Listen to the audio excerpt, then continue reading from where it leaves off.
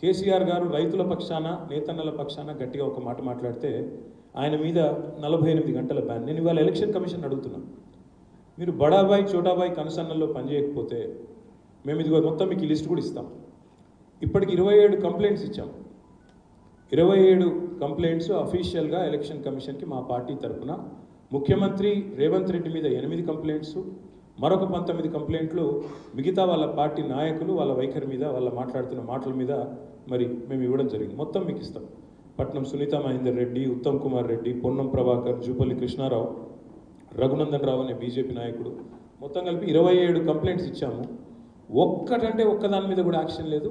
కేవలం కొండా సురేఖ గారు ఏదైతే ఒక్కటి మాట్లాడినారో దాని మీద మందలింపు, సెన్షన్, ఒక్కదాని మీద మాత్రం మందలింపు తప్ప ఈ రోజు వరకు ఒక్కటంటే ఒక చర్య కానీ వారి ప్రచారాన్ని నిషేధించడం కానీ ఇంకోటి కానీ కాదు.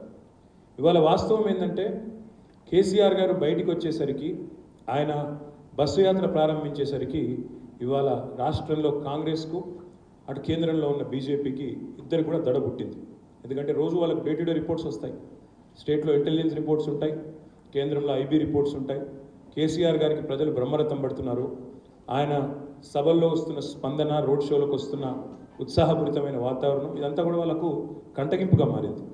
ఎందుకంటే 2014లో బడాబాయి చేసిన మోసం, 2023లో చోటాబాయి చేసిన మోసం కేసీఆర్ గారు పూసగుచ్చినట్టు వివరిస్తూ ప్రజాక్షేత్రంలో ఎండగడుతుంటే వాళ్ళు మరి తట్టుకోలేక ఇవాళ గ్యారంటీలను వదిలేసి చోటాబాయి గారు చేస్తున్న విన్యాసాలు, బూతులు ఇవన్నిటిని ప్రజలకు విడమర్చి చెప్తుంటే తట్టుకోలేక ప్రజల దృష్టి మలచడానికే ఇదొక పన్నాగం అనేది మా పార్టీ యొక్క స్థిరమైన అభిప్రాయం.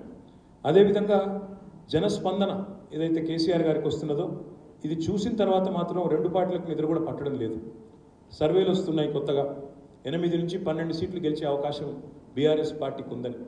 నిన్న మొన్నటిదాకా వీళ్ళిద్దరు ఎగిరెగిరి పడ్డారు, మేము ఒక్క సీటు కూడా గెలవనివ్వం కేసీఆర్ గారిని. కానీ ఎప్పుడైతే కేసీఆర్ గారు బస్సు యాత్ర ప్రారంభమైందో మరి అప్పటి నుంచి వీళ్ళిద్దరిలో కూడా కలవరం ప్రారంభమై బడాబాయి చోటాబాయి ఇద్దరు కూడబలుక్కొని ఇవాళ ఎన్నికల వేళ బీఆర్ఎస్ని, మా నాయకుడు కేసీఆర్ గారిని ప్రజల దగ్గరికి వెళ్లకుండా 48 గంటలు ఆపాలనే ప్రయత్నం ఏదైతే చేసినారో ఇది పూర్తిగా అప్రజాస్వామికమైన చర్య. ఇది తప్పకుండా రాష్ట్ర ప్రజలు దీనికి ఓటుతోనే జవాబు చెప్తారని నేను అనుకుంటా ఉన్నాను. मैं अपील भी करना चाहता हूँ हमारे भाइयों को, जितने हमारे भाई है तेलंगाना में, हमारे बहन है, हमें इस बैन का जवाब वोट से देना चाहिए. बैन का जवाब वोट से आप दीजिए. दोनों कांग्रेस और बीजेपी को एक बार आपकी वोट की ताकत फिर से आप दिखाइए. అదే మాదిరిగా ఇన్ని బూతులు ఒకటి కాదు చెప్తే ఇంకా చండాలమైన మాటలు, ఈ రేవంత్ రెడ్డి మాటలు మాకు మళ్ళీ దాన్ని ఉటంకించాలంటే కూడా సంస్కారం సిగ్గు అడ్డం వస్తున్నది.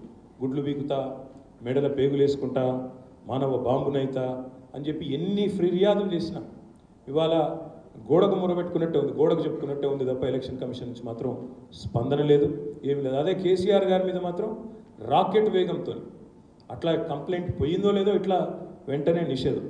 అందుకే మరి నేను ఎలక్షన్ కమిషన్ అడుగుతున్నా, ఒకవేళ మీరు స్వతంత్ర సంస్థ అయిన మాట వాస్తవమే అయితే ఎందుకు మోడీ మీద ఇప్పటివరకు చర్యలు లేవు?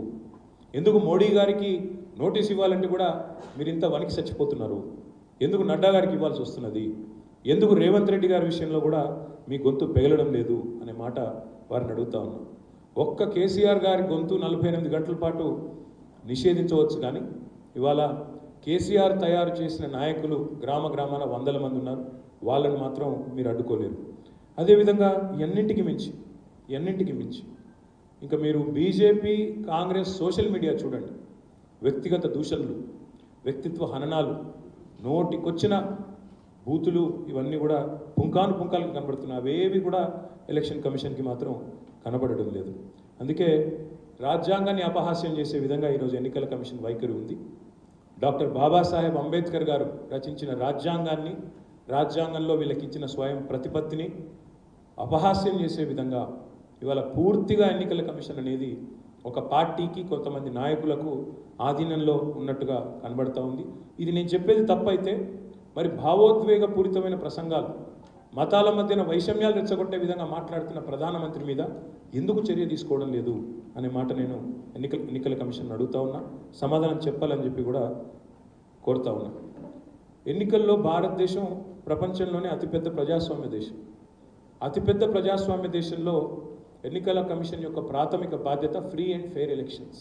మరి ఎన్నికలు ఇట్లాగే కొనసాగితే ఇటు ఫ్రీ లేదు, అటు ఫెయిర్ లేదు. ఎందుకంటే మాదేమో ప్రచారం నిషేధించాలి, మా ప్రత్యర్థులనేమో పట్టపగ్గాలు లేకుండా అచ్చోసిన ఆంబోతుల్లాగా వదిలేయాలి ప్రజల మీదకి. మరి ఇంకోవైపు ఏమో ఫెయిర్ ఎలక్షన్ అంటే ఇది ఏ రకమైన న్యాయం, ఏ రకమైన పారదర్శకమైన ఎన్నిక అవుతుందో తప్పకుండా ప్రజలు కూడా ఆలోచించాలని చెప్పి నేను విజ్ఞప్తి చేస్తా ఉన్నాను. ఈ 48 గంటల బ్యాన్తో మీరు కేసీఆర్ గారిని తాత్కాలికంగా 48 గంటల పాటు ఆపగలరేమో, కానీ దీనివల్ల మీరు చేయగలిగింది కూడా ఏం లేదు.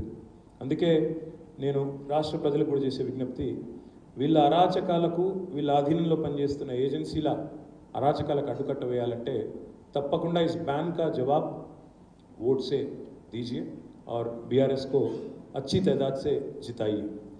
ఇంకొక అరాచకమైన ఇంకొక అంశం కూడా మీ దృష్టికి